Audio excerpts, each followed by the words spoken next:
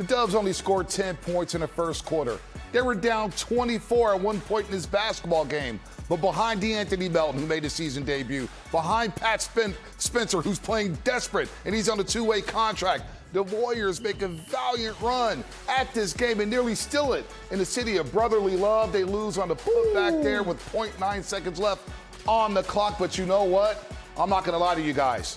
I don't believe in moral victories, but there's a lot you can take away positively when it comes to the Golden State Warriors. That is the second straight second half where they played with some passion and some pride there. Nearly still one in Philly. We welcome everybody to Toyota Warriors Postgame Live. NBA champion Festus Ezeli, my brother from another mother, Rod Brooks. I am Bonte Hill. And the Warriors kept crawling back. Wow, Bonte. And they nearly steal it with a 28-8 run in that fourth quarter. I feel like I'm tired from watching this game, Bonte. I was so hyped up. I mean, this is a game where you get down early. First half was really just a mixed bag of the Warriors playing terrible offense, shooting a bunch of threes, not getting in the paint, and the Philadelphia 76ers just capturing every one of those mistakes. Tyrese Maxey was phenomenal tonight. He had 35 points. That kid is special. VJ Edgecombe, we got to see the athleticism. But in the second half, the bench for the Warriors made an incredible run from being down 22. And every time, they just keep making big play after big play after big play, made this a game at the end of the game. And I think Philly just made one better play than the Warriors did down the stretch. But this is a game, I mean, if you want to take moral victories, you take this one as 2-0 moral victories for the Warriors right now. And you know, the Warriors have the sixth best bench in the NBA, and tonight they played like the absolute best bench in the NBA. And I love the change in mindset from the first half to the second half. First half, it was a lot of jumpers, a lot of missed jumpers that led to a lot of easy baskets, a lot of runouts for the Sixers, and those were bad jumpers for the Golden State Warriors. Second half, it got real easy for them. Let's go to the basket. They didn't shoot a free throw, the Warriors, in the first quarter because they were too busy taking bad shots. In the second half, in the third quarter in particular, that's when they started to go to the free throw line. The game slowed down. Philly got a little lackadaisical, and the Warriors took advantage of it. And we're going to talk a lot about this later on. I'm just going to go ahead and say it right now.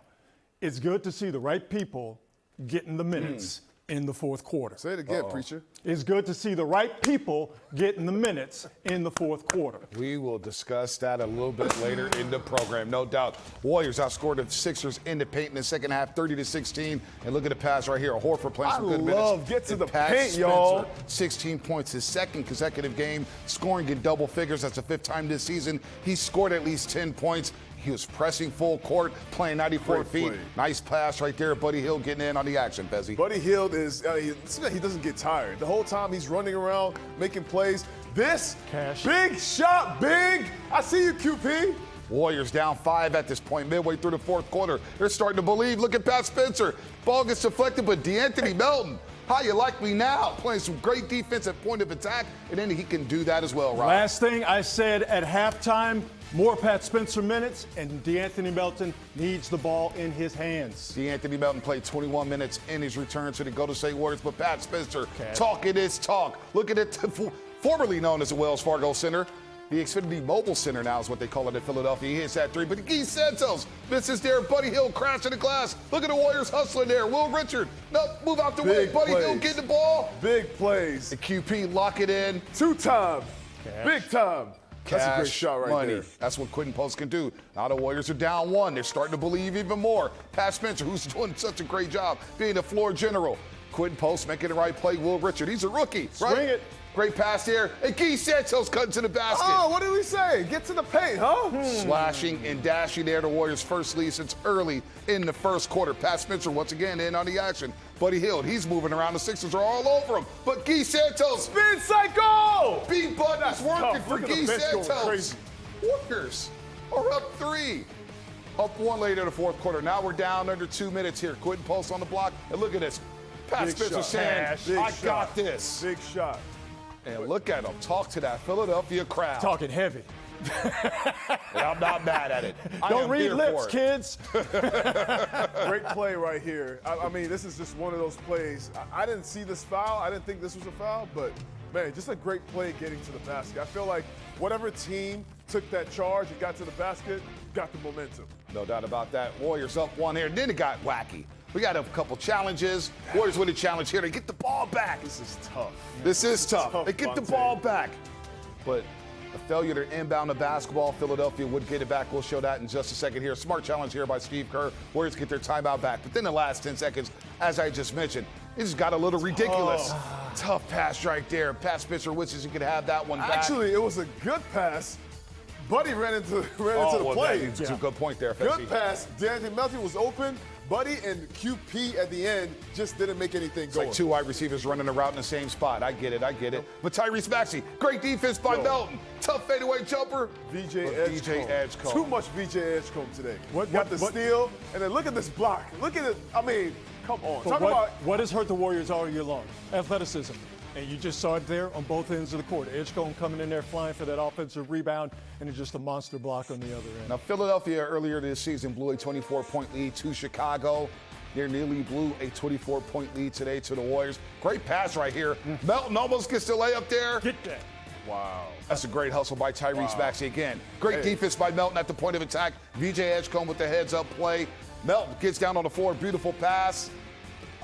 That's a tough one for the Dubs here. They dropped the 4-9 on the road. But, man, what an effort there by the bench mob at the Golden State Warriors. Vontae, there's this quote that says the game is won in inches, right? And this is one of those games where the Warriors were down 24 points. Like, this is incredible that the bench came into the game and made such an impact. This just shows you a couple things. One of them is it only takes a couple tweaks for the Warriors. They have an incredible lineup. They have a few guys on this team that can really play. Steve just has to find the right combinations. And that's what you saw today. Pat Spencer played incredibly well. D'Anthony Melton, I want the ball in his hands from now on. He is a floor general, just like Pat Spencer is. When you take care of the ball, good things happen for the Warriors. And the guys just making the right plays and the right decisions. I mean, the fact that they realized that they could get to the paint and make some things happen in the third quarter. I mean, to win that points in the paint battle after losing it so badly, to win it 16-2, to get to the free throw line, that's what starts the belief. And once you get that thing going, it's hard for the opposition to stop that.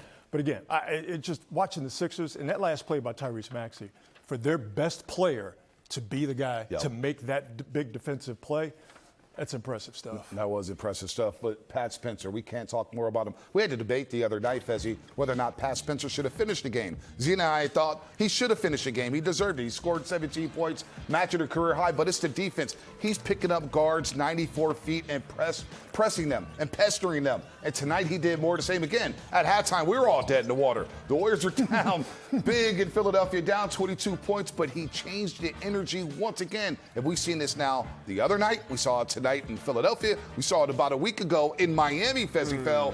Pat Spencer changes the tempo. I mean, at this point now, Vontae, we'll just say that this is the thing. All right, Pat Spencer, right now, this is a game. This is his game. He's gotten so much better. He changed the tempo with his confidence, with his toughness. He came into the game just being physical, getting into the teeth of the defense, making plays, taking care of the basketball. It's safe to say right now that Pat is vying for that guard position. All right, he's saying, I'm tired of watching this thing go on right now. I can make an impact with my size, with my playmaking, and he did that tonight. In the second half, it was all Pat Spencer, making great plays for his teammates, making plays for himself, cutting through the teeth of the defense. That's what you need when you're struggling. You don't need more threes or more bad shots. I thought great things happened for the offense every time he cut through the middle. Like I said in pregame, he has a molecular understanding of what the game needs, and then he's able to provide it. Do we need to slow it down? Do we need to speed it up? Do we need to get to the basket? Do I need to get to the basket? Do we need to get certain guys involved? It's nice to see the right people getting minutes in the fourth. What has Pat Spencer done to not be on the floor in closing time? Nothing. He's hungry. Yeah. He's hungry for more minutes. And you know what? So the way some of these guys played tonight, he's going to get more minutes. And then you add in, look, the other night we saw Seth Curry make his debut for the Golden State Warriors. Played well off the bench, scored 14, played some solid defense, especially in the half court. And then you get your best possibly point of attack defender, D'Anthony Melton, back. Remember, he didn't play for a long time, since November 12th when he tore his ACL after that Dallas Mavericks game. Now, tonight, he was on a minutes restriction. The Steve Kerr said, you're going to play one more minute than I want to play you. He was only supposed to play 20. He plays 21. He scores a 14. But Fezzi, it is hard not to notice his individual defense. Even when Maxey was making shots, Munt was in his grill. This is the ultimate they didn't want you game. And it feels good for us to have this on our side this time, Vontae. DeAnthony Melton was special tonight, and it shows you a little preview of what he can bring to the Warriors offensively. You see him being the floor general. You see him getting guys shots. What I love is the confidence in the clutch. Like, you have a point guard out there that you can trust in the clutch to know that he's going to get the right shot. He's not going to turn the ball over. He's going to get you to exactly where you need to be. He's going to get you great shots. He's only going to get better. That's the the part that gives you confidence. Mm-hmm. He's only going to get better, and he's only going to get more comfortable with his teammates as they get their chemistry going. Like I said at the end of the half, DeAnthony Melton, get him on the ball. Warriors had 7 turnovers in the first half that led to 16 points. They finished the game with 13 turnovers, giving up 25 points off of them. But DeAnthony Melton only played 21 minutes and change, 1 turnover. The right people getting the minutes in the fourth quarter is what we need to see. Well, how about that defense on Maxey on the final possession? Maxey's one of the quickest guards in this league. He gets to the cup. We talked about him getting to the rim and finishing. He forced Maxey into the tough mid-range jumper there. And the Warriors, all they got to do is secure a rebound. Give credit to VJ Edgecombe. But that individual defense down the stretch, that was GP2-like. Not only did he get that last possession, because he forced Tyrese Maxey, who was having a night tonight, by the way. 35 points, incredible night. He was giving you from every angle. From the three-point line, he was backing up to shooting fadeaway jumpers. He was getting to the cup. I mean, being able to get that stop in that moment there's a confidence that comes with that. Knowing that you can put this guy on the ball and not worry about that. Everybody just go get the rebound. Obviously, not having Draymond in the game at the end to get a rebound hurts. But, man, it's just one of those games where you're like, man, he played these many minutes. You got to have something to show for it. You wish you got the win. But there is a good feeling about the way they played in the second half. He's a guy who can defend on the perimeter without fouling. Bingo. How hard is it to defend somebody as quick and as shifty and as strong as Tyrese Maxey and not send him to the free throw line? Melton didn't do that. Yeah. No Jimmy Butler. No Stephen Curry. Draymond Green had to miss the second half with a foot injury. We'll have details on his injury coming up on the other side. But the Warriors, man, they gave the Sixers a run for their money and nearly still won tonight in Philadelphia to start this 3-game road trip. But they do fall 99-98. We'll hear from Steve Kerr on the other side. Thank you, Rob.